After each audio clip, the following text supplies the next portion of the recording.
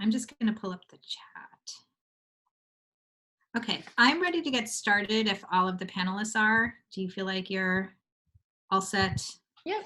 Everybody can see me. I'm like, all right. And my sister's guest room in the back. Okay, shall we get started? All right, well, welcome everyone. We're so excited that you can join us today for this event. We had wanted to do something in person, obviously, and switch to a virtual event. So it's really exciting to see all of you here and willing to come here in support of the Hoosier Abortion Fund as well as the people speaking. So we, as in MCNOW, put this event together because we wanted to keep our advocacy and activism going during this obviously unprecedented crisis. And we wanted to not just keep our advocacy and activism going, but create an opportunity to share information, insights, strategies, and stories.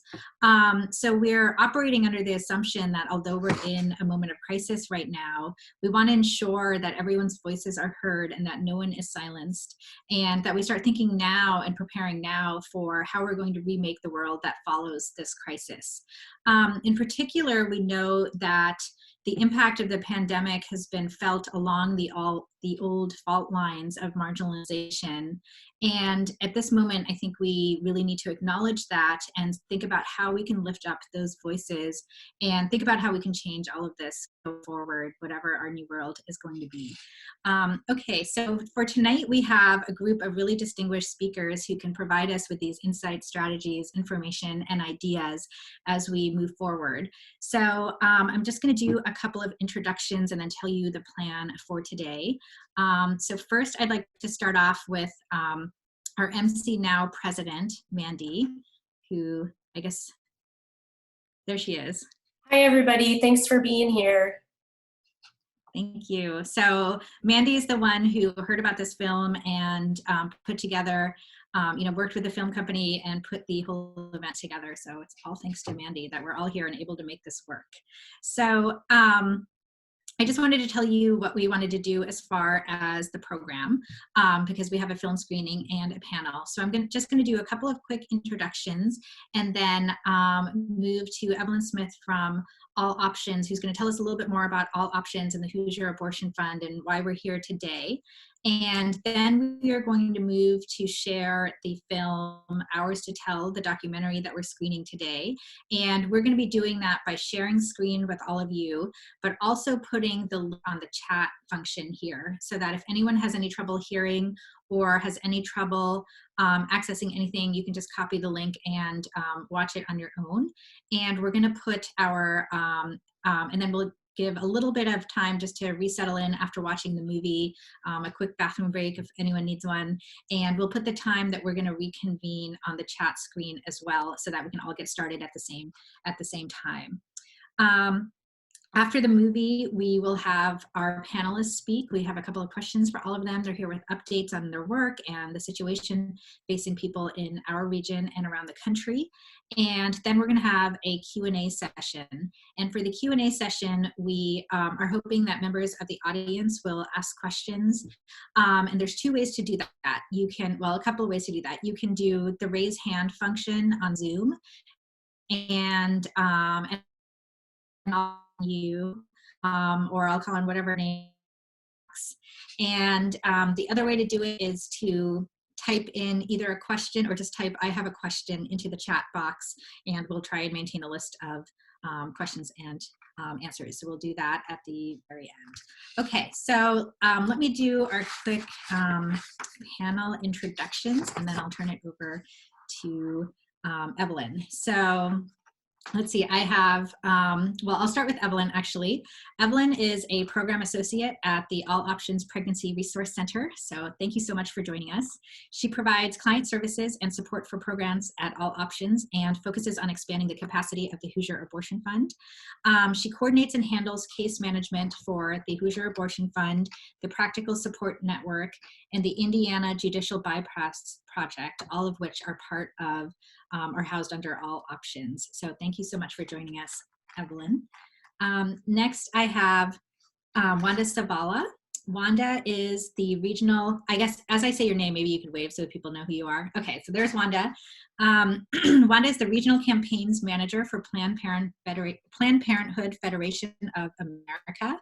In this role, she provides coaching and support to Planned Parenthood affiliates in the Midwest as they develop strategies to defend and expand reproductive freedom in our region. She's also served as a state director for Planned Parenthood of Indiana and Kentucky, and has legislators, coordinated legal and medical experts in pushing back abortion restrictions in Indiana, and mobilizing grassroots supporters to take action to defend reproductive freedom. She's also on the board of All Options, and speaking of her grassroots work, I think has supported all of us here today on the panel in getting involved and advocating for these issues. Okay, next we have Dr. Tracey Wilkinson. Can you wave to the... Great, thank you. She is a pediatrician and a researcher who focuses on reproductive health care access for young people, and is also based in Indianapolis. Next, we have Lizzy Bartlett. If you could wave to the audience as well, thank you. She's a doctoral candidate in public health at IU who studies LGBTQ+ abortion experience, and we'll speak about some of her research today. Then we have Caitlin Bernard. Could you wave to us? Does Caitlin see? Caitlin is also wearing the coolest Hoosier Abortion Fund t-shirt, which I want to encourage everybody. I believe you can get it online after making a donation, or you can just purchase some. So I encourage everyone to do that. They're pretty awesome. She is a OBGYN and family planning specialist in Indianapolis, and is also an abortion provider in Indianapolis, South Bend, and Louisville. And I guess I should have started by introducing myself. My name is Shruti Rana. I'm a professor at Wilkinson on human rights, including gender and human rights, and I'm here in my capacity as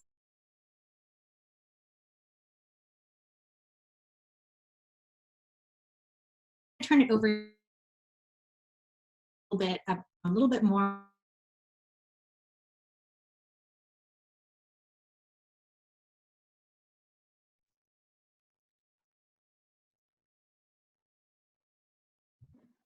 Was that me? Sorry, I missed the cue because I'm cutting in and out.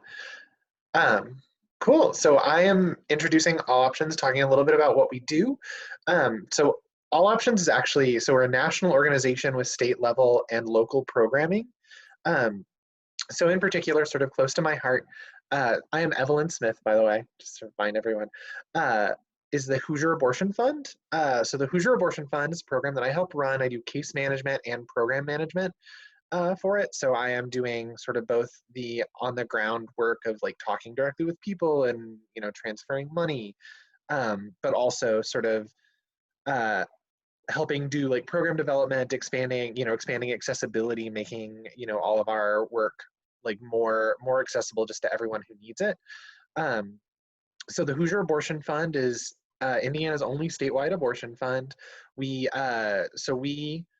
provide about $100,000 a year in financial assistance to folks seeking abortion care, who either they're seeking abortion care in Indiana or they're Hoosiers who are going to another state for care. So that includes, you know, folks all the way, you know, who just found out they're pregnant at 4 weeks, all the way up to people, you know, who are 19 or 20 weeks pregnant and are going to have to go, you know, are going to have to, you know, cross state lines in order to get the procedure. We also help sort of with the practical side of that. So we mentioned the Practical Support Network. That's another program that I coordinate, where we provide practical support, mostly in the form of rides to folks to get them to and from their appointments. So we provide, so sometimes that's just like a ride within a city, right? A lot of the folks we serve are in Indianapolis, so it's like a 20-minute ride to their clinic, but that's a hard thing to do, right? If a person doesn't have access to a car, if they need to leave with someone because they can't drive after a procedure, or they're not supposed to drive after a procedure, that's one service we provide. Related to all this, of course, is the Indiana Judicial Bypass Project, which is something we took over late last year. So Indiana is a parental consent state, which means that minors seeking abortion care have to have consent from a parent in order to receive it. There's a way around that called a judicial bypass. So we help minors we connect them with lawyers and then help them through sort of the administrative processes that get them access to the care that they need. Yeah, so I also want to mention our other programming as well, because it's actually really important to us. That's why it's in the name, All Options. So in addition to our support programming around abortion, we also have a diaper program that operates in Monroe County, Indiana. So we provide between 8,000 and 10,000 diapers a month to families in need in Monroe County. Right now, actually, we've expanded our program substantially because just like we saw runs on toilet paper, we saw runs on diapers. So especially for some low-income folks, we're the only place where they can access diapers reliably. That program is coordinated by my coworker Jess, but we're all pitching in right now because we've shifted to a no-touch model just to make sure that we are not vectors for COVID. So we are making sure that we're still providing all those services, but we're not. So the center itself is closed to the public. We still provide all of our services by appointment, though. Then at a national level, we also coordinate the All Options talk line. So folks on the talk line provide non-judgmental, open-hearted support and information around pregnancy, parenting, abortion, and adoption. So that includes folks who need to talk about everything from like, where can I get an abortion? What's the abortion fund that would serve me? To folks who are dealing with like postpartum depression, people who are navigating the adoption process or who have navigated the adoption process, or even just people dealing with unhealthy family dynamics. So that's a really, really great program. Like I mentioned, it's nationwide, although it is coordinated, again, out of our Bloomington Center. Yeah, so that's sort of a summary of what All Options does, and I specifically run most of our abortion support services. So I am super happy to be here, and I hope that's helpful. I see folks have already put in the chat how to contribute. We would much appreciate it. We're giving out more funding recently because there is concern that we may lose access to surgical abortions. That's not the case right now. We'll talk about access in Indiana here soon, but we're definitely, need is higher than ever. So thank you all so much. Thank you so much, Evelyn. And I just saw a message saying that I was cutting a little bit in and out when I was speaking earlier. I hope you got most of what I said, but I just wanted to reiterate a couple of the important parts. As Evelyn just mentioned, if you look in the chat box, there's links for how to donate to the Hoosier Abortion Fund, as well as All Options Mutual Aid Fund, which we encourage you to donate to either or both. And we are also going to put, just so you know, the program, we're going to put the link to the film that we're going to show. We're going to share screens and show you the film. And we'll put the link in the chat box. If anybody has any trouble accessing it, you can watch it on your own as well. Okay, so I believe, so now what we want to do is actually show the film, and what we're going to do is show it. It's about 16 minutes. So after the film is done, we'll just take a little short break just to get our panelists back together, and so those of you in the audience at home, you know, can take a quick break or something as we get set up, and we'll type the time that we're going to start into the chat box so everybody knows when we're going to start up with the panel, but that's going to be 20 minutes after the start of the film, basically. Okay, great. So one more thing I meant to mention, we are going to be recording this, so if there's anyone who doesn't want, you know, to have something that's recorded, you can type it in the text box or, you know, hide your picture or something like that. And Lily, I was going to ask, when we do the panel, if you could set it up so that people whose images weren't there wouldn't show in the screen. So that way what's going to get taped will just be the people whose pictures are there, which will basically be the panelists. I think that should work. Definitely. I didn't know that feature was possible. It's really cool. Yeah, and that way, you know, everybody can have a little bit of privacy, and you know, you won't be on the video. But okay, well, great. Is everybody ready to start? Can I just ask, Lily, if you'd like to give us a little background about the film before we start it, that might be nice. Sure. Sorry, I'm turning my video back on and looking more presentable. Hi, I'm Lily. So I work at a company that runs impact campaigns for documentaries. So we were hired by Planned Parenthood National Office to launch a screening tour for this film. The film was created in part with an organization called We Testify. I'm sure a lot of you are familiar with it, or all of you are. So it was a partnership with We Testify. They were heavily involved, and it was directed by the Oscar award-winning director of Period, End of Sentence, Reka Hapteshki. Sorry, I think I need to look at her last name one more time. I didn't prepare to say her last name. But her name is Reka, and she is a brilliant filmmaker. And the goal of the tour, and you'll see it through the film, is to really not only be telling stories of abortion experiences and normalizing it, destigmatizing it, but also hearing from folks who we maybe don't normally hear from, especially in the media, people of color, people in the LGBTQ+ community. So that was a big goal for the film team, is that they really want more stories, more perspectives, and more diverse perspectives. So I really hope you enjoy the film. Great. Well, thank you again. Thanks so much. And we'll start our panel 20 minutes after the start of this video again.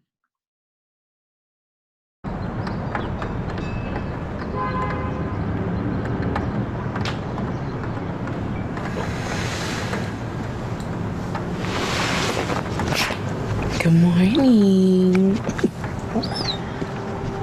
Are you hungry? Are you hungry? Come lay down. Come lay down. Oh, right here? No.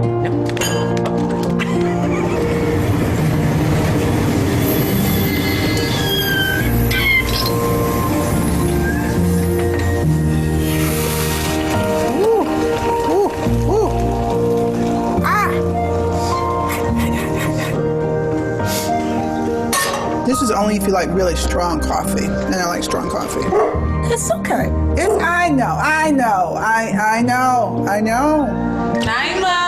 Yeah. Mimi, can you come help me in the kitchen?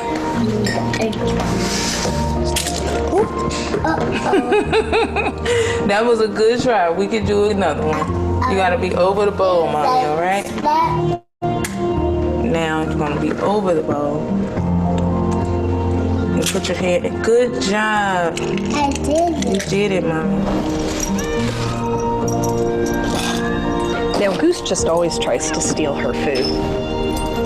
Whatever her sister has is better. When Goose is over here, she'll defer to him getting the spot he wants.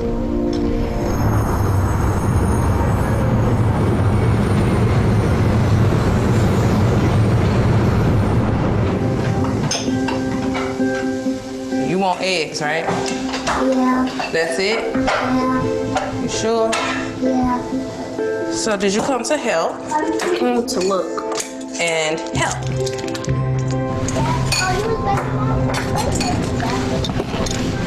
You good? You want to ride by the water? You asked to do it last night. Come on, mommy. Just gonna put your shoes on.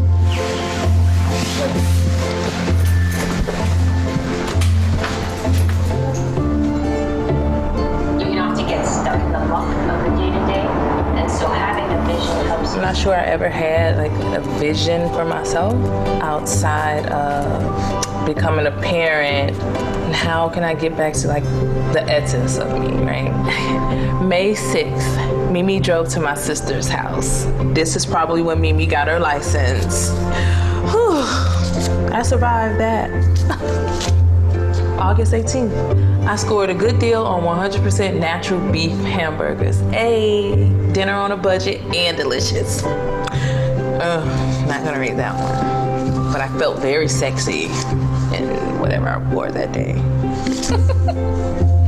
I love this. I could do this all day. September 19th, I put my vision board back up to remind me of who I am.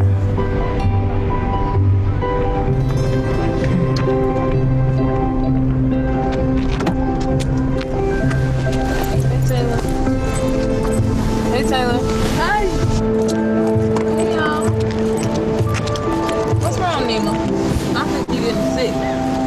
2007, I was working part-time at a local grocery store, sharing a 2-bedroom apartment with my sister and her daughter, and my 3 young children. So I was really just like going through the motion so that I wouldn't be homeless and that they would have food to eat.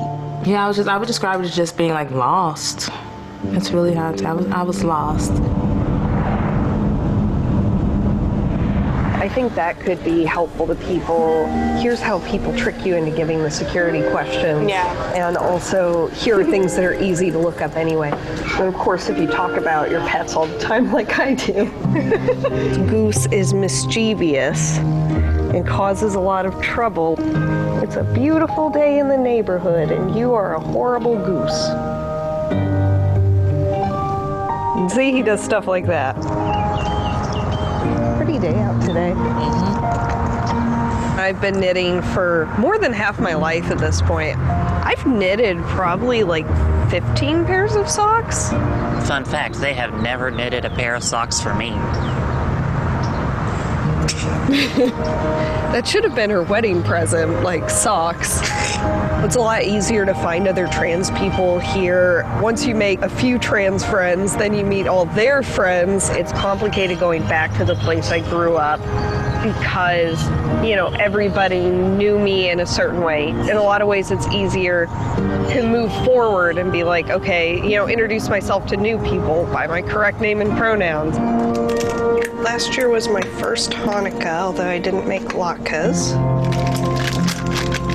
I'm converting to Reform Judaism. Latkes for kitties. I like that we're kind of establishing our own traditions as a family while still participating in our, you know, family tradition. We did the menorah last year, and you know, this year is our first year trying latkes, and they turned out pretty well.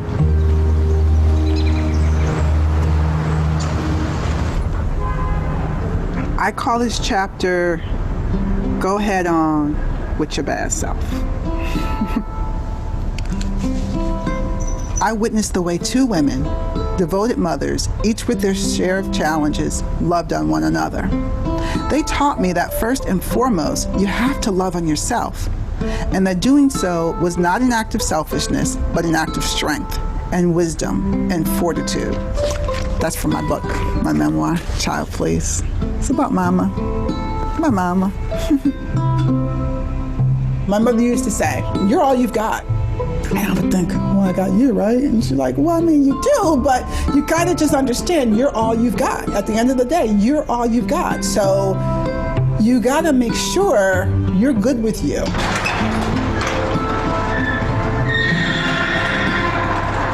I'm a low-key beast. I don't like to say it too loud. I don't like to brag, but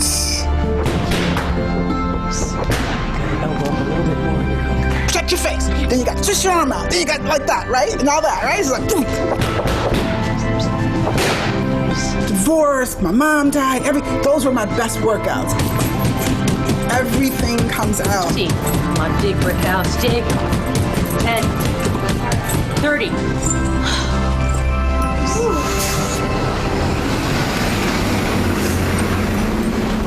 Let's be polite, okay? Let's be nice. I had not long prior moved to the suburbs, really overwhelmed is the best way to put it. 2 really young kids, new neighborhood, no real friends. It was not a great period.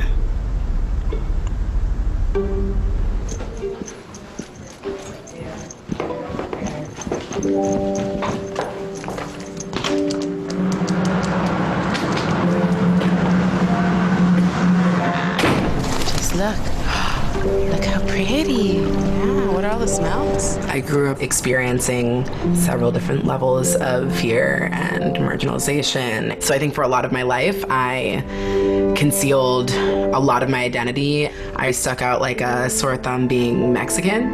I didn't really feel like I had a safe place even within my own family.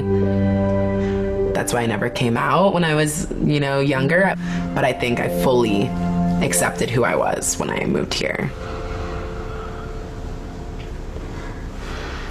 Thank you, toes, for keeping me grounded.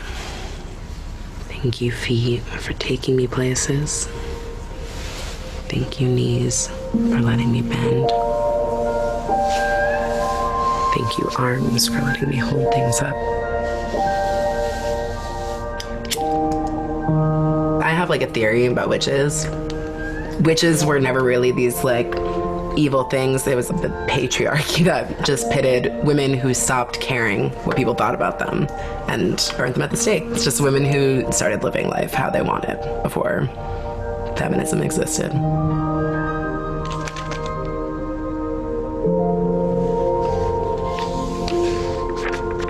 So these are some things that I wrote when I was 18 years old. I believe that any person has freedom to do what they would like to their own body. And if timing is not right or the mother is not ready, then she should have the right to choose whether she would like to have a child or not, just as I did.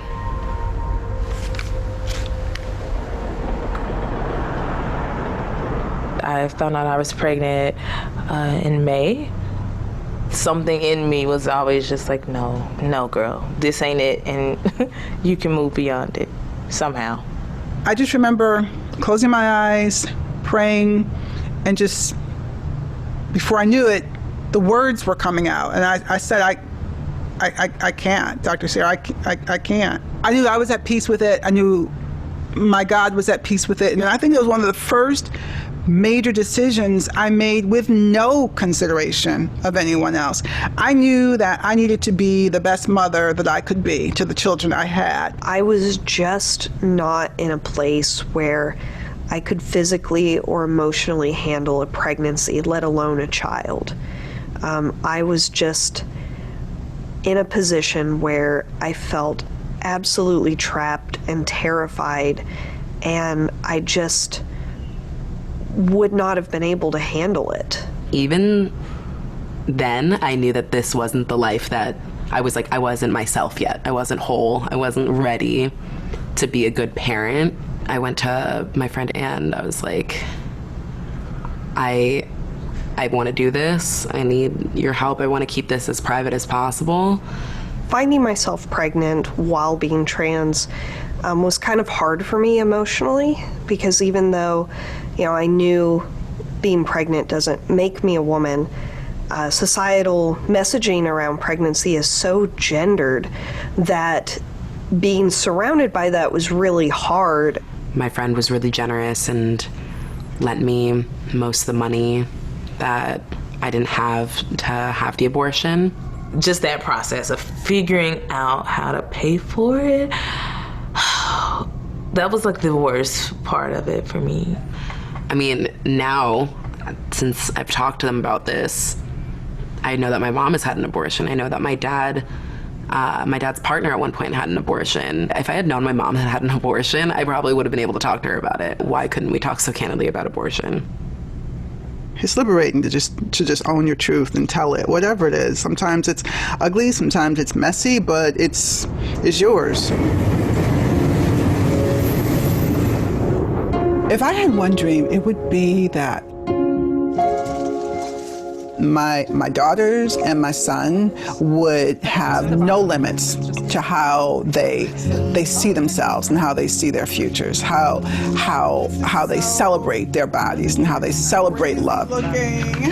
She said you're supposed to move them around, do what you do. However. Uh-oh. Did it go like this? That's not horrible. Look at this compared to the way you had it on.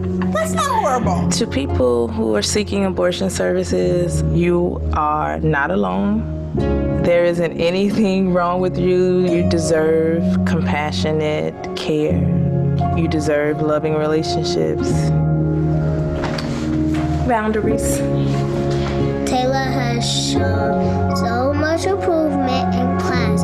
We are extremely proud of her strength and ability to keep growing as a lady warrior. Good job, mommy. Super, super sharp, smart. Proud of your sister. You proud of me too. Most importantly, that you're loved. I think that's like You're so loved.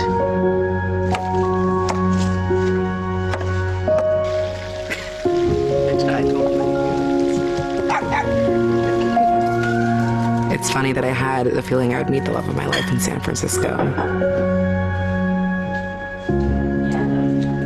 I had no idea that person was going to be me. Yeah, this is pretty spicy, huh? So can I be involved, please? He's always trying to be in our relationship. It's kind of out of the way here. He has a very fetching scarf, so.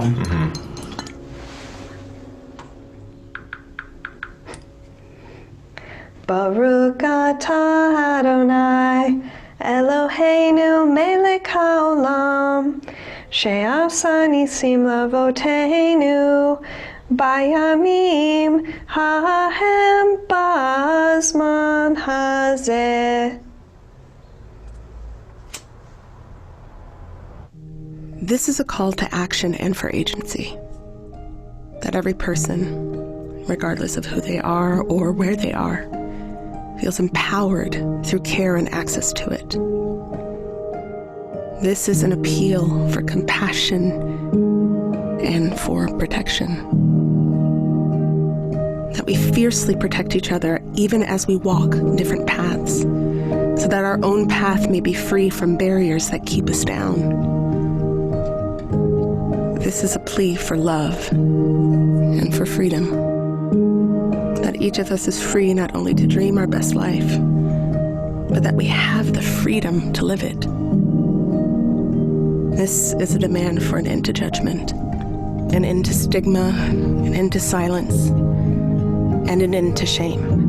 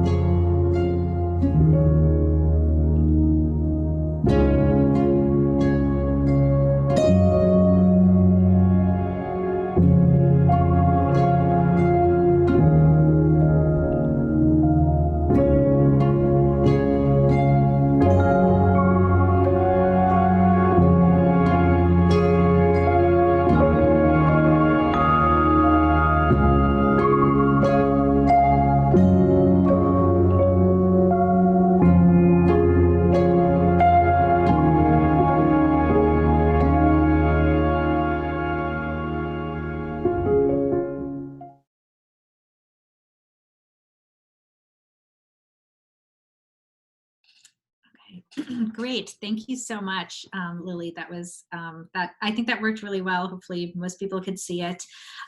So I think what we'll do is, we said we wanted to give people a little bit of a break, and we'd also like to hear some of your reactions to the film.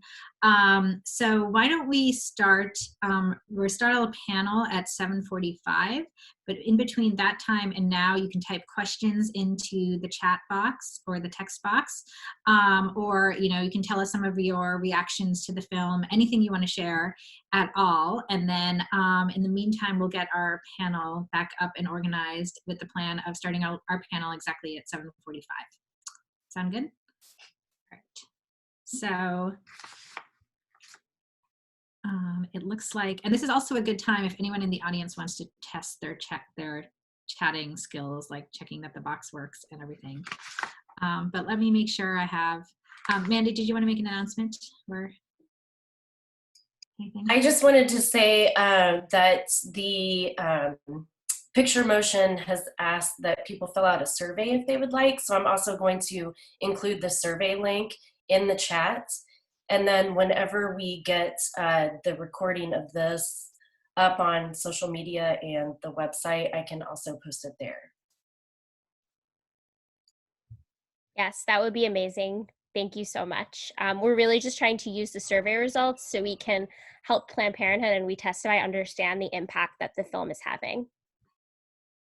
Great. And I guess this is also a good time to ask Lizzy, Lily some questions as well, right, about the movie. And is this something you're planning on showing around the country, or how is it being marketed? I'm sure you've had to change your plans. I'm muted. Yes. So normally, if it wasn't a global pandemic, we would be showing it, we would be trying to show it all across the country in as many cities and states as we can. Definitely, you know, paying attention to states that have new or worsening abortion bans. But yeah, the goal was really to spread it as far and as wide as possible. That is still the goal, but it's a way bigger challenge now. So what we're trying to do is continue the conversations that we've been having with groups like yours, and see if we can move those to virtual screenings like this, which I think is going fantastically so far. Your screening, that is, not necessarily our effort. We're also, and I'll let you all know about this, potentially planning like a more higher touch event where we might have the director and we might have Renee Bracey Sherman, the director of We Testify, come for a Q&A and a panel. And that one we'd really be trying to get like everyone across the country to come all at once. But your screening is a part of what we like to think of as a grassroots screening tour, where we love having tons and tons of smaller, really intimate screenings where folks can get together and have intimate conversations like this that you wouldn't normally be able to have at like a big screening event. Have you had a chance to attend any events before that, or like before, like actual in-person events before we had to all shut down? Or so I hadn't been able to attend a grassroots event, which is why I'm really excited to be here. I did attend, the film had a little premiere in New York where Reka and Renee and some other awesome Planned Parenthood reps were in attendance. And Natasha Rothwell was there too. That was cool. So I got to listen to a little bit of a Q&A, and so I definitely have some like thoughts from that event that I attended that helped me frame the way I think about the film, but I'm happy to talk about those after because I want to hear everyone else's thoughts first.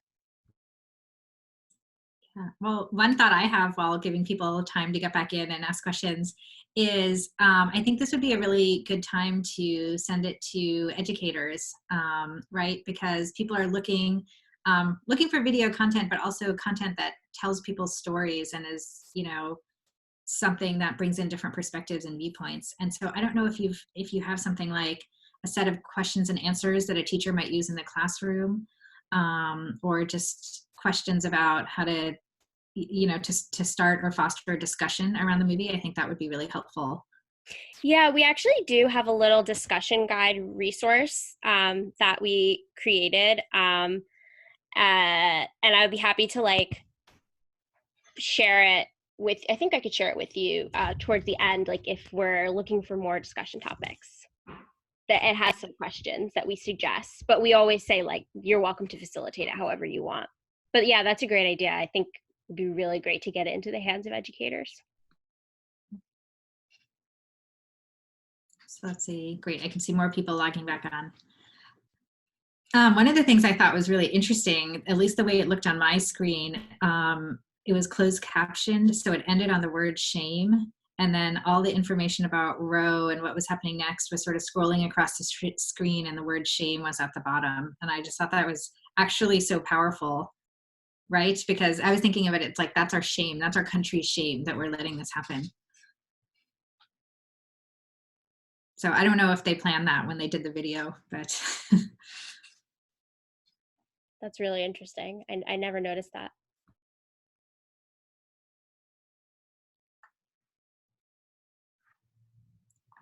And I think I see, great. So I see all of our panelists back as well. Okay, so let's get started with our panel. Okay, well, thank you everybody for coming back. I did see people come off and then come back on. So just a reminder, we're gonna have a panel and a Q&A session afterwards. So feel free to type in any questions that you have for the panelists. You can do it while we're speaking at the end. Either way, we'll try and keep track of them. And when you do have a question, you can also try using the raise hand function. We're gonna be keeping an eye on that. And just to make it easier, so the person who's speaking can just speak, and I'll keep an eye on the raise hand function in the chat, and we'll pose the questions to you so that you can just, you know, feel comfortable just speaking to the audience. Okay, great. So as we mentioned at the start of the event, we have a great panel with a really diverse range of people working on reproductive justice issues in our region with a lot of different areas of expertise. So we're really excited to hear from them and hear their, you know, what they're seeing, their information, strategies, ideas, things that we can do. So just really quickly, I will introduce each of you by name, again, just so everybody knows who they are. And if you guys could wave, and if you want to say hello and unmute to test a mute button, that would be great as well. And then we'll move to the first question. Okay, so first, or at least the person who's first in my list of people on my screen is Tracey, Dr. Tracey Wilkinson. Then I see Lizzy Bartlett, Wanda, Evelyn Smith, and Bernard. Great, I know Caitlin's there. I think I'm going to shut the camera off just for a second. Okay, so I'm going to start with the first question. And again, ooh, we have a new visitor, yay. I'm nursing, so I might be off the screen. So I'm going to start with our first question, and again, want to encourage the audience to either type in some questions in the chat. I see some people are doing that already, or raise their hand. All right, so I'm going to open this up to all of the panelists and just, you know, start. You can either start speaking, or if there's someone speaking ahead of you, you know, wave so I know to call on you next. So each of you are working on various areas related to abortion rights and reproductive justice. So in this moment of crisis, we wanted to ask, what do you see as the key issues with respect to the communities that you work with? What are the key issues that they're facing in the reproductive justice or health arenas? And what has changed or become more pressing with our current pandemic?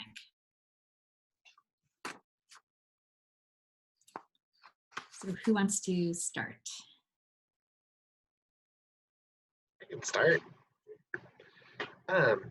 So when I read this, I thought of just a lot of different things that I wanted to point out. But in general, like, I think it's just really important to mention, and I say this as a person, like, my job is that people come to me for help paying for an abortion, and I help them do it. So to me, like, economic justice is really, really key. That manifests in a lot of different ways. So, like, abortions are very expensive, and people are currently often faced with a choice between making rent and having an abortion. So in Bloomington, Indiana, right, if you look at the cost of living, the $1,200 that most people who paid taxes, but not all, again, want to point out too, like, we serve folks who are sex workers who didn't get any money. You know, like, $1,200 won't cover rent and an abortion. It won't cover both of them. So it also highlights the weakness of a lot of other support infrastructures. One example is public transit. So our requests for practical support for rides have gone up quite a bit as public transit systems have slowed or stopped service. So both Bloomington and Indianapolis right now are running on reduced schedules all week long, which, to be clear, like, is probably a totally sensible policy answer to an epidemic, but it requires addressing the gap there. I worked before this in domestic violence prevention and intervention, and Medicab, right, was a service that folks had to use for prenatal appointments all the time, and it just wasn't reliable at the best of times. So expanding services like that feel really important. I also just want to mention that obviously abortion is on everyone's mind right now, but there are other kinds of health access linked to reproductive justice. I mean, the cost of giving birth is notoriously absurd in the US health system. So yeah, all of those feel really important to me, and sort of like the economics of it, in particular in sort of the states where Medicaid won't cover abortion procedures and who didn't enact Medicaid expansions, like Indiana. Yeah, thank you. Is that something, if someone comes with a request to the Hoosier Abortion Fund, does that fund cover transportation and things like that as well, or is it just the medical portion? In general, we try to do it ourselves, so we have folks who give rides, but right now we're not asking folks to do that just because of potential vectors. What we do is we have funding set aside to help folks get like ride shares or public transit as necessary. So yes, we do help people get rides. That's a big part of my job. Great, thank you. Any of the other panelists want to come in with perspectives from the communities that you work with or what you've seen? Yeah. Excuse me. What I'll add to that, of course, there'll be fundraising asked throughout, but I think Evelyn's point is an important one to lift up. Like that's part of why All Options shifted to like a mutual aid ask at this moment. Like we have Bowl-a-thon, now called Fundathon, which is focused on abortion funding, which is great, but the mutual aid portion of it, giving kind of directly through to All Options page, will allow us to do things like help fund rides, help fund diapers, help fund abortion, because all those are cross-sectional. So I just wanted to put a plug for that. And then zooming out, like taking off my board member hat and putting on my Planned Parenthood hat. So for those of you who knew me when I was state director in Indiana, like my new role now like looks at what state directors in a lot of Midwestern states are doing now, and some other states that are not Midwestern like Texas. And for those who may not have been following as closely, like there have been a slew of executive orders, orders from governors across the United States seeking to ban abortion. Texas, as always, is a particularly prescient example. And like when I think about the communities that we serve, like I end up in these two different lenses, like thinking about people who've literally driven like 600 plus miles to get an abortion out of Texas. Like there's a person who like went to Illinois from Texas to access an abortion because of the executive order. And we saw something similar when Governor Stitt in Oklahoma issued a similar order. You had people driving from Oklahoma to Wichita, Kansas to get an abortion. So like people having to cross state lines in the middle of a pandemic is absolutely unconscionable. And I remember and I'll try not to go on, but I remember when the first executive orders started to come down, and it was maybe a week after, states were starting to issue stay-at-home orders, and just in my inbox, it was just like, it really did sink that low. Like as staff, we weren't shocked, but I think we hit a different level of disgust, seeing the ways in which the conservative, right-wing politicians, I'm trying to be professional in my wording of these folks, how low they sunk. Like we are literally in a global pandemic, and your first thought is scoring political points on the backs of folks who can get pregnant and who are at risk. It's disgusting and wrong. Yeah, thank you. I would also add to that the family trauma stress, particularly for young folks who are not able to be at college housing for the most part anymore. And so for a lot of those young folks, particularly queer and trans young folks, whose families don't necessarily accept them, if they are pregnant right now, accessing abortion is incredibly challenging. In part just being able to get there, and the economic things and the things that both Wanda and Evelyn have talked about, but adding on that other layer, that additional layer of family stress, means that it's harder to conceptualize and process this, particularly if there's any body dysmorphia or if it's attached to sexual assault, which it often is, particularly for queer and trans communities. Yeah, and I just wanted to piggyback on what Lizzy was saying, that so many young people rely on access to information healthcare outside of their homes, whether that's a student health service or when they're in college, they get to access healthcare at a student health facility. And now that everybody is home with their parents paying a lot of attention as to where they are going and what they are doing, being able to access care without having your parents aware, regardless of your age, is kind of hard now, whether you are 16 years old or whether you're 24 years old and all of a sudden you're at home now with your parents. So those are some of those access barriers that I think we're seeing in young people, that kind of cross lines of all types of healthcare. You know, young people might come into my clinic as a pediatrician with a sore throat, and we will engage in a conversation about a lot of things in the process. And those visits are just not happening right now because everything is shut down and it's just a very bare minimum of healthcare that's happening. So that's really the concern that we have from like a pediatric perspective. Well, thank you, all of you. I wanted to give Caitlin a chance to respond as well if you wanted to. Yeah, sure. As long as she'll let me. I mean, gosh, it's so it really makes me so happy to hear all of you guys and how much work and thoughtfulness you have in your answers. I feel like, you know, I see my patients in the clinic and I know what it's taken for them to get there, and I know, and I'm happy that they have all of you guys who are backing them and thinking about all of their varied needs and supporting them. So I don't have anything to add except that, yes, all of the things that they just said are absolutely facing patients, whether they're pregnant, want to be pregnant. The barriers to care there right now are really difficult. And just, you know, the fact that our health system is basically shut down to reproductive access because it's always seen as something that is not as important as everything else that's happening. And the pandemic just gives another, you know, it lays bare how poor we're doing in general, and now even worse at this time. So thanks for all of your work. Yeah, thank you. And that was really interesting that you said you're not having those conversations with your with your patients, because one thing I've seen is I have a lot more students coming to my virtual office hours and asking questions about groceries and all these other things. So, you know, maybe that's one way of sort of communicating, or, you know, or it's the only avenue some of the students have, right, if they're able to log on for their classes and things. So we've talked a little bit about barriers. I know there's been a lot of confusion about what's going on in Indiana itself. So I was wondering if some of you could just clarify what the legal and medical and service situation is in Indiana right now for people who are listening, and kind of what message do you want to get out there about the situation in Indiana? And maybe start with Evelyn on that. Sure.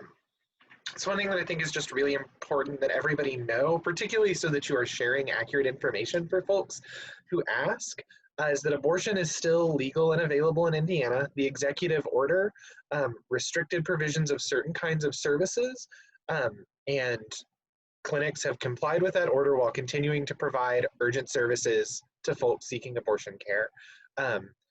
That means that folks can still get access to abortion in Indiana. It may be more difficult or complicated. We here at All Options are there to help you navigate that process. We help folks that we don't fund every day.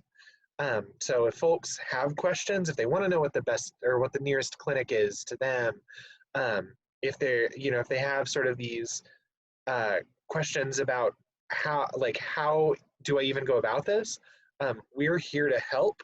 And, you know, we will help you sort of, even if you did have to leave the state, we would still help you get that. So, yeah. Thank you. And I guess maybe table this question until the other panelists have a chance to respond, but I was wondering if you're seeing people from Kentucky, because they also have sort of an interesting situation.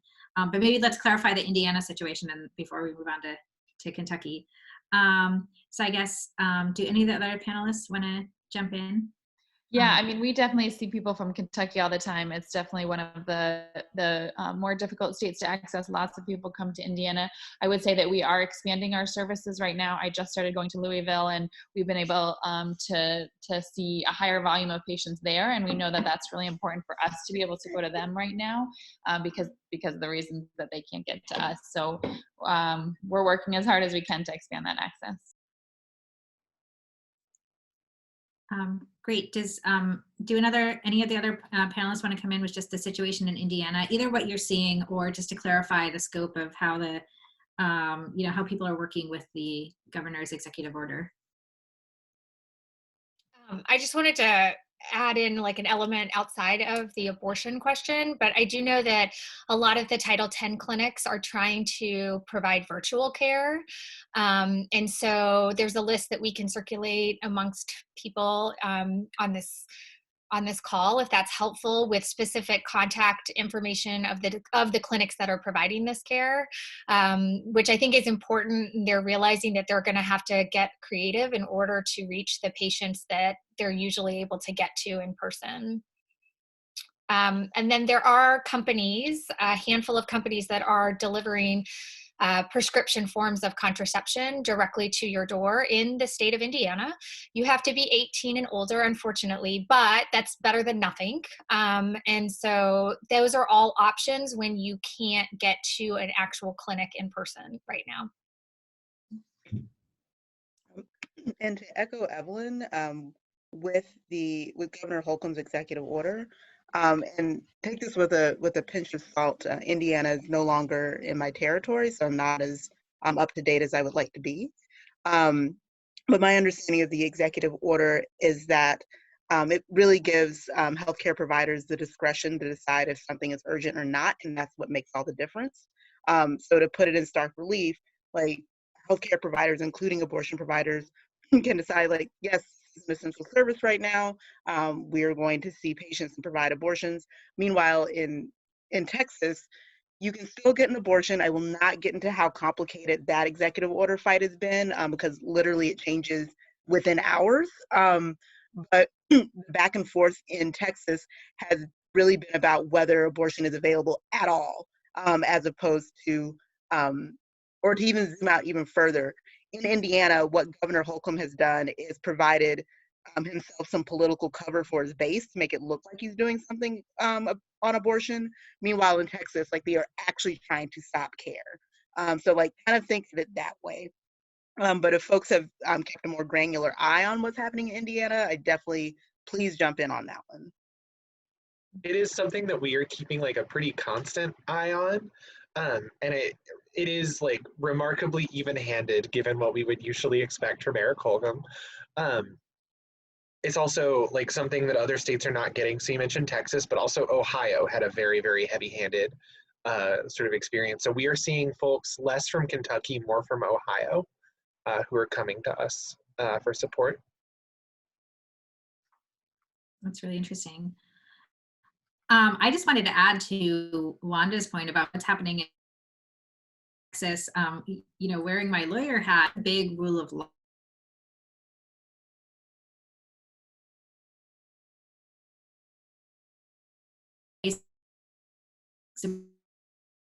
Right? So I don't know if there for a second, but I was saying they're flouting Supreme Court precedent. They're basically making decisions that serve for the, and they're making their level and violating the Constitution as well. So hopefully some of that I screen shake up. So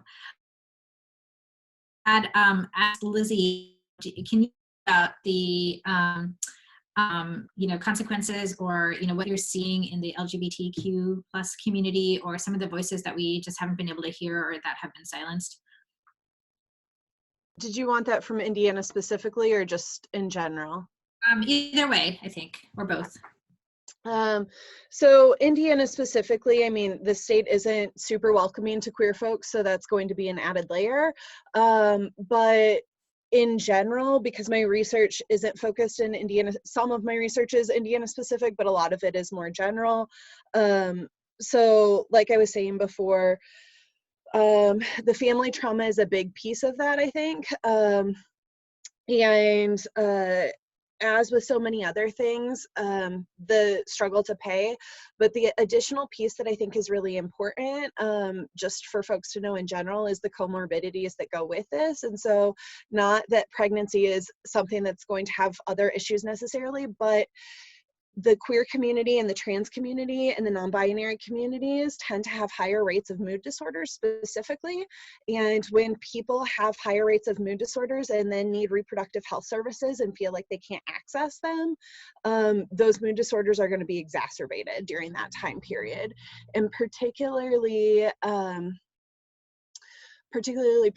when you can't get mental health services right now, right? And when it's harder to feel like there's access to any of that, when it's harder to, when you've got that family stress and the financial stress and potentially the sexual assault stress or the domestic partner violence stress on top of that, like all of those stresses are, like, because those are higher rates in these communities anyway, it's going to make things harder. And queer and trans and non-binary communities tend not to come out to reproductive healthcare providers unless they are specifically asked, because they don't think it's relevant.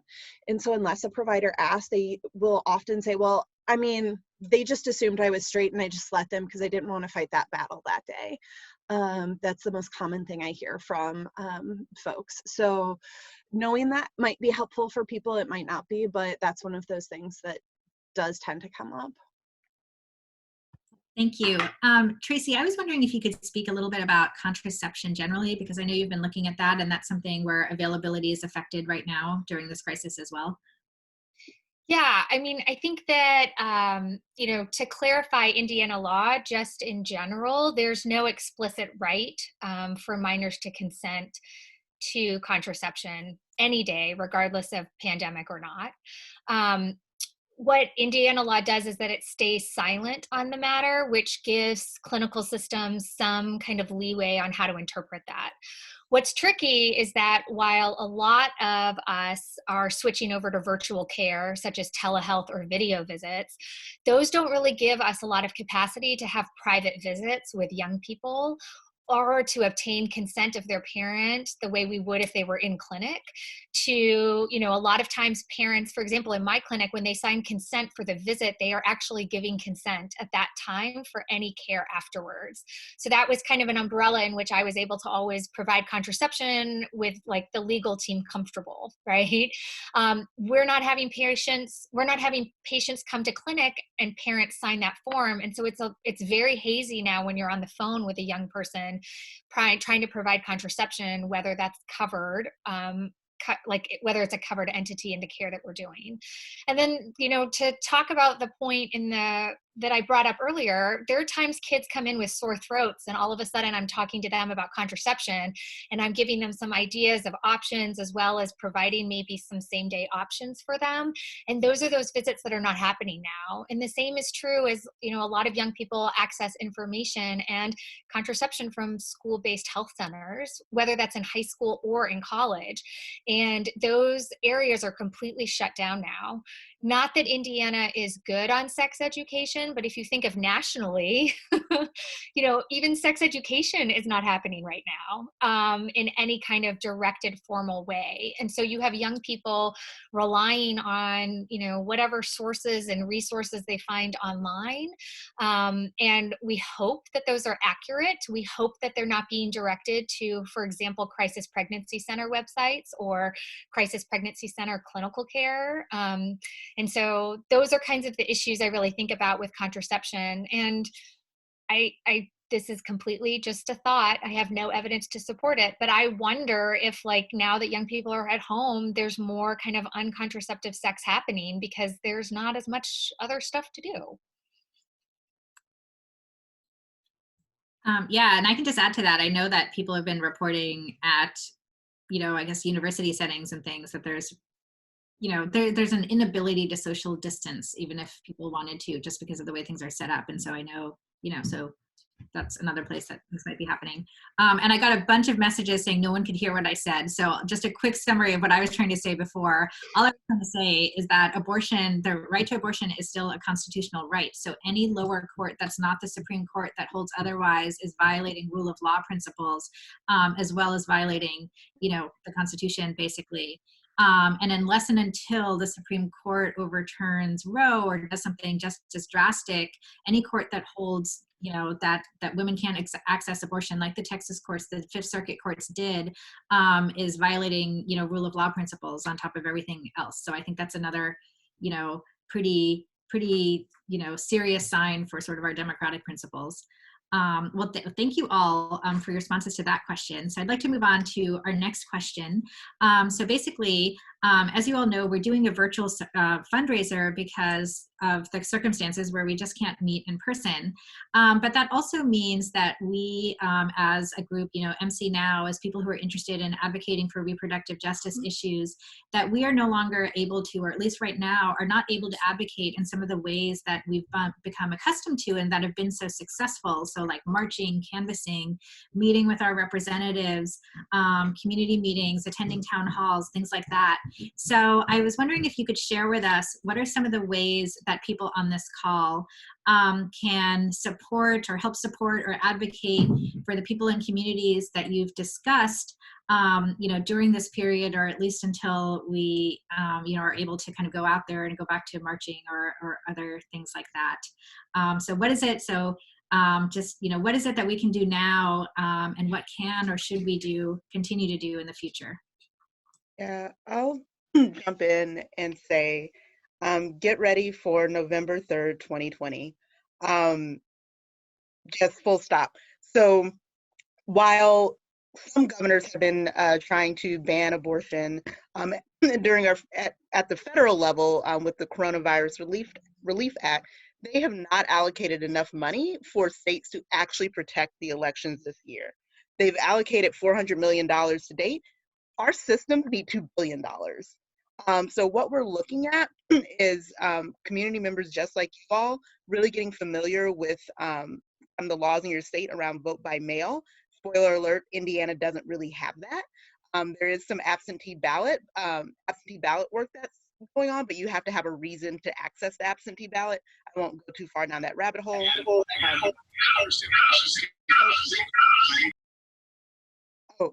Anywho's, and then actually, Shruti, I'm gonna share, I'll share like everyone on this, but Shruti, I know that you can get it out to a whole bunch of folks. I'm gonna share you on like a quick, like state-by-state vote by mail guide so that you have just like a rundown of those laws. Long the short of it, community advocacy groups like MCNOW and other groups in Bloomington and across the state really can get familiar with those laws and figure out how they can plug in as community groups.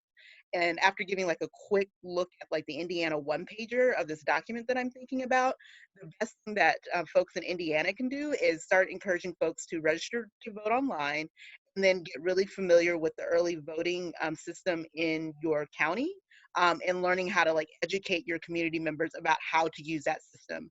Because legislative session is over, we're not going to be able to change the vote by mail law this year, but we're still likely going to have to social distance come October and November. Getting people ready with a plan to vote for how to do that well and turn out is going to be critically important. So yeah, that would be my number one thing to get folks ready for. Yeah, thank you. And even if social distancing isn't going on during the election, voting by mail is a way that people who don't have the ability to take time off from work that day or something like that can participate. So I think it's a win-win, like no matter what, right? So thank you for that. So can I ask a question to Wanda, actually? Because so with the primary, they've removed the reason for voting by mail. So Indiana has said, like for the primary in June, you don't have to click a box for the reason why you're using the mail ballot. And so I just was wondering if there's any effort or hope that we can push the state to do the same for the general election. That is an answer I don't have. Okay. And thank you for that local context. I've not been keeping up with Indiana the way that I should. That's okay. That's okay. I just, it was something that I noted when I went to go look for the online ballot that everywhere says that just for the primary they've released it, but the reasons for voting by mail are very strict in Indiana. So you can't just do it because you want to. You actually have to have like one of these 5 reasons to do it. And so I think Governor Holcomb, released the primary in a way to let people have the flexibility, knowing that it was going to be in the middle of this pandemic. But I guess I'm wondering if there's any boots on the ground people working on getting them to do the same for November. My best guess answer to that would be Common Cause Indiana. They led the redistricting fight, and they're very invested in democracy reform like that. Okay, awesome. We have a comment from Natalia 5727, who is telling us that the election commission is meeting tomorrow and next week, which I assume is the election committee for Monroe County. So that seems like a really good place to advocate for. So Natalia, I'm wondering if you can tell us, maybe can we email the people on the commission or call and encourage them to make voting by mail as easy as possible? Okay, and it looks like there's a yes. Okay, so we'll look for, so Natalia, if you can type in some more information, that would be great. And I want to go back to some of the other panelists. So thank you so much, Wanda and Tracey. I want to see if any of the other panelists have ideas for things we can do now or looking ahead.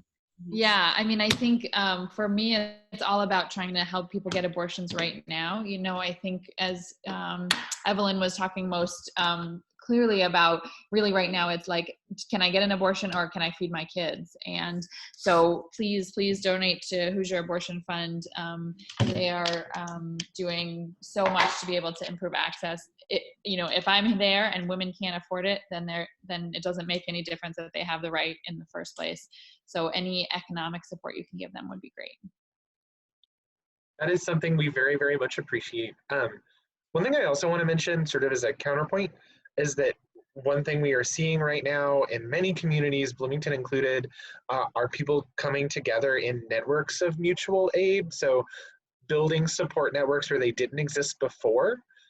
If you are part of the organizing processes for those, if you're not part of those processes, you should get involved, because that's an important part of building just like community power to do things like engage in sort of electoral politics.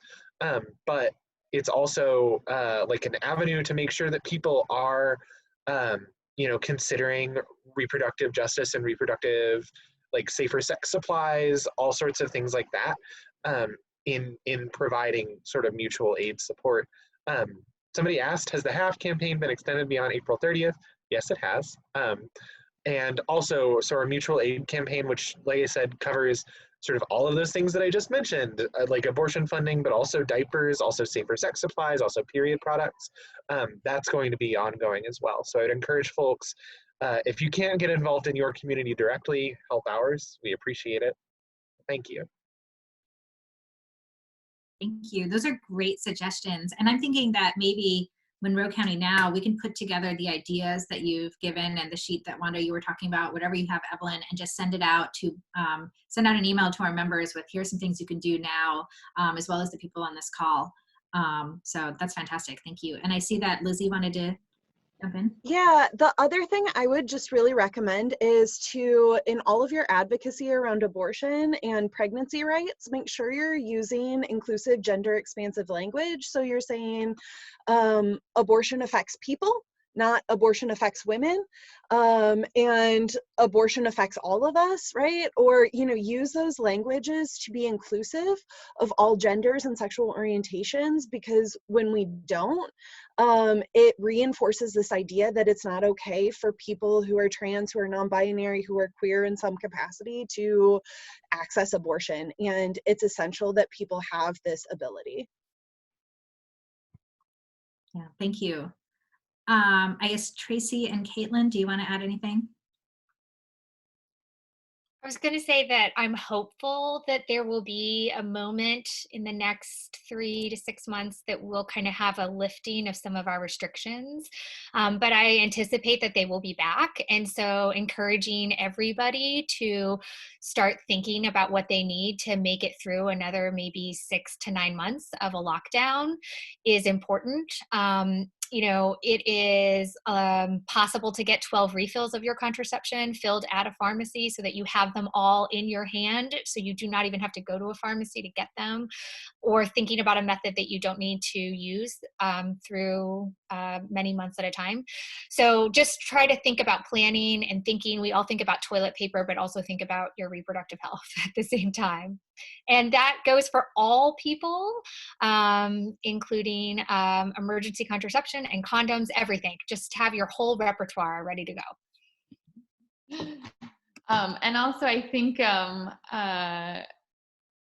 sorry, I lost my train of thought. I think that, you know, we are going to really have a change in the landscape, both politically and healthcare, and the next time. And I really want people to be, you know, looking forward to how we can elevate women's voices, like things like this. Everybody's on social media right now. Like, you know, how can we improve what we have been doing in the next year to come when everybody is feeling motivated and missing that connection and wanting to get connected again and kind of harness that energy, hopefully.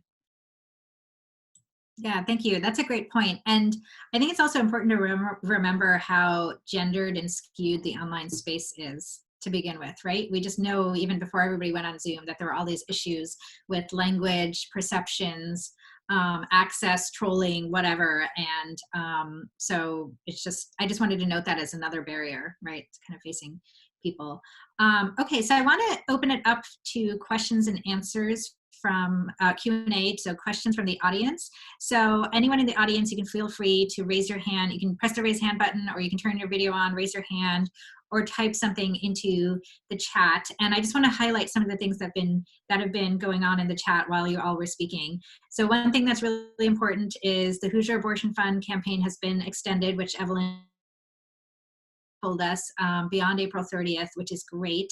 I also wanted to make a pitch for some of the things All Options was doing. So I know you've all heard of the toilet paper shortages, but I've seen so many articles about, and I've experienced myself, shortages with diapers, wipes, formula, anything, you know, just the things that are, you know, you view as necessities, right, when you have babies or children. And one of the things that I've been pretty excited to hear actually is that it sounds like All Options has been very creative in accessing sources for all of these, and also being able to work directly with suppliers and things like that in ways that grocery stores and ordinary consumers can't. So I just wanted to highlight that as something, some of the really important work that I think All Options is doing, that when, you know, all the stores in Bloomington or Monroe County are wiped out of diapers or wipes, that it's like that All Options is still able to get some and provide them to the community. So I just think that's so important.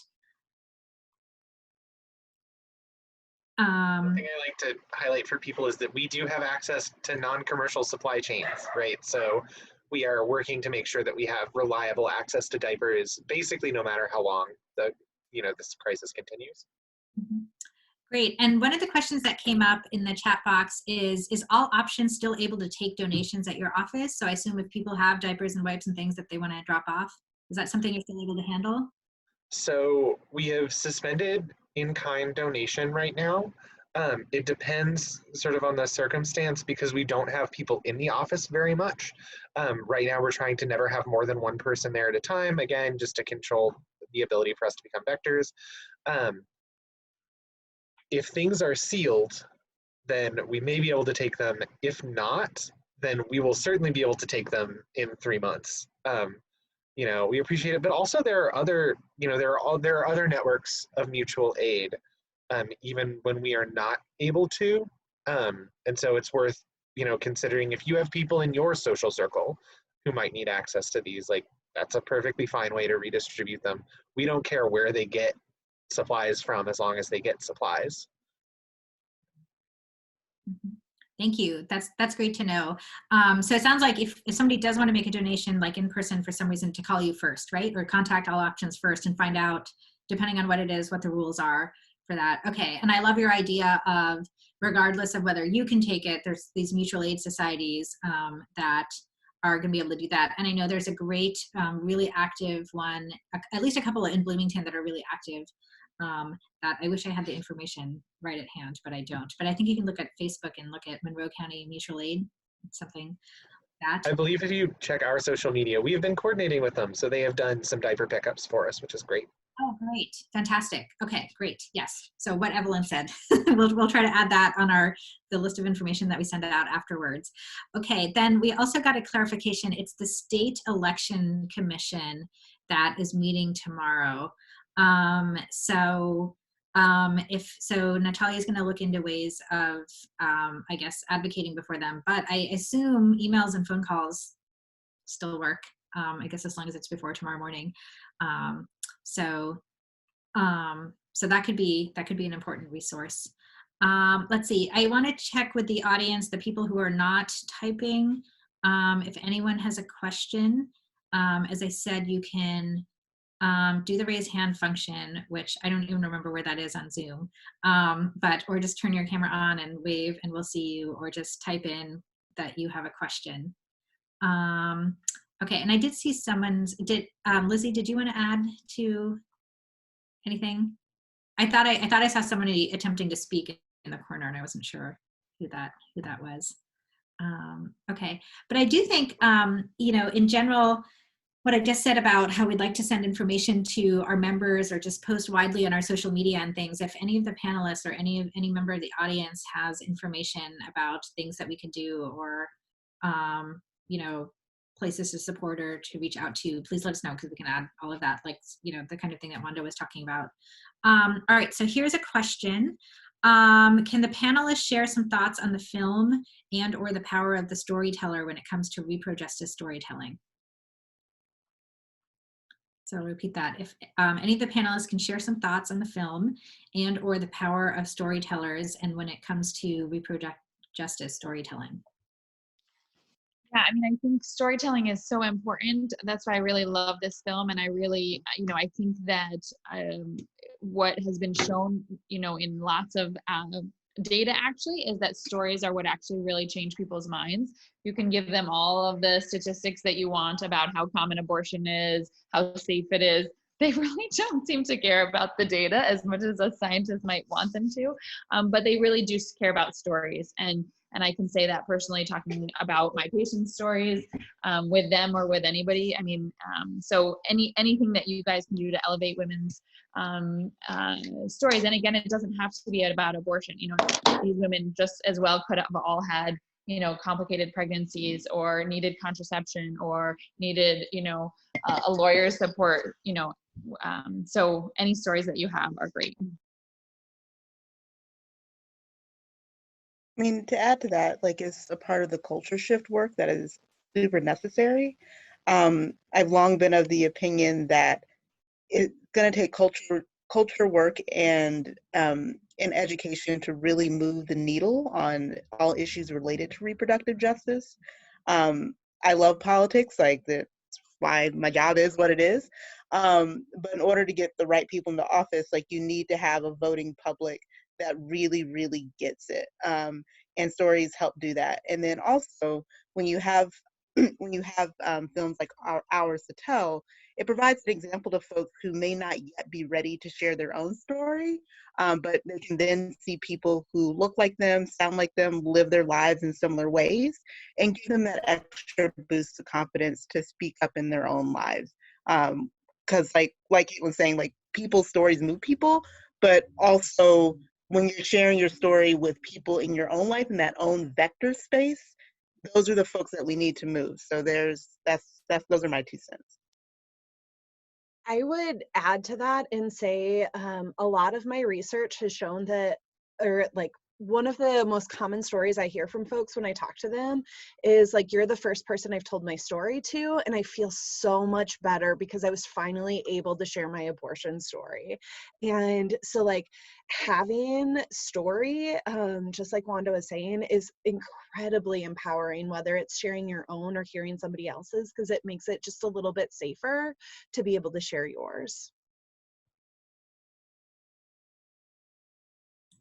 Thank you. Tracey or Evelyn, do you want to add to that? Yeah, I was just going to say, I loved the film for the perspective it put a woman's abortion in relative to everything else in her life, and showing kind of like the bigger picture of who they were, as well as what like, you know, it wasn't just women that had had an abortion recently. It was women that had maybe had it years ago and had gone on to live, you know, their lives and have all these fulfilling experiences. So I think it was really good in terms of perspective. That's what I kind of took away from it. Something that I feel like, you know, is just worth mentioning is, you know, as a person, I am not new to this work. I've been doing it for a long time. But, you know, as a trans person, I have a fraught relationship to reproductive justice and sort of reproductive rights, reproductive health and access. To see sort of other people with fraught relationships reflected helps. It helps normalize both like my own feelings, and it helps ideally sort of public consciousness around sort of like the ways in which the presumed framing of reproductive rights and reproductive justice as quote unquote women's issues can be limiting, although I also think it's really important that we talk about like structural misogyny. Yeah, thank you. And I was just going to add really quickly, you can sort of see some of our stories and sort of the fallacies of separating work and home in terms of what we're all trying to do now, managing kids in a household and other things, dealing with internet access. So Caitlin, I really appreciate that your baby was able to join us too. And I guess you saw my niece wanting to give some moral support to that by running in and really being curious about what we were talking about. But it looks like we're at our time. So I just want to encourage everyone, please support all options, the Hoosier Abortion Fund. Mandy, I'm wondering if you could put the donation link up again, so it's up at the end of the chat for anybody who needs it. You can also contact All Options directly. You can email any of us on MCNOW for information. For the panelists, I'd love for you to, if there's any information you think that we should share with our members about things that can be done now, as I mentioned before, like with the sheet that Wanda talked about, sending out, or just messages or anything at all, please just email it to me and we can put it all together and send it out and try and amplify all of these messages as much as we can. So thank you so much, everyone. So we talked earlier at the beginning of the session about how nobody can hear applause, so we do the signed version of applause, but you guys were just fantastic, and I really appreciate the audience's attention and the questions and everything. I definitely learned a lot. Yeah, this is fun too. And we also will have some type of recording of this available that people can see, and hopefully that we can use further as a tool for raising awareness and ideas. So great, and I see that the link is up again to donate to the Hoosier Abortion Funds and to All Options. And remember, there's the Hoosier Abortion Funds as well as the mutual aid portion of All Options, right? Is that right? Okay, great. So thank you all again. I really look forward to the day that we can meet in person again, but if not, at the very least, one thing that this has shown is that we can meet like this. We can hear stories, share information and ideas, and make change happen. So I really appreciate all of your attention and support today. So for hosting. Thank you so much. I'm so inspired by all the work that you're all doing. Just glad to be here and be present with everybody. Yeah, this was lovely. Thank you so much. Have a good evening, everybody. Thank you.